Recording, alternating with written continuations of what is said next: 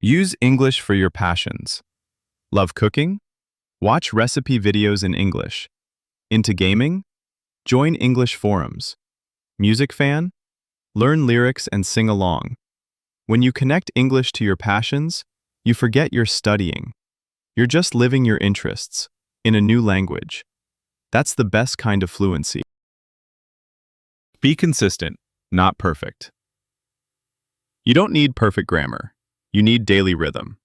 Even 10 minutes of listening or speaking a day matters. Perfection burns you out.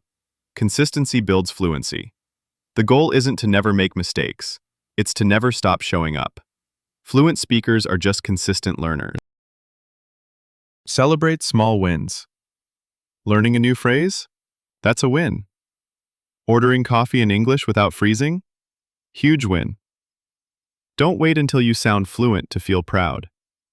Fluency is thousands of small victories added up. Write them down, share them, celebrate them.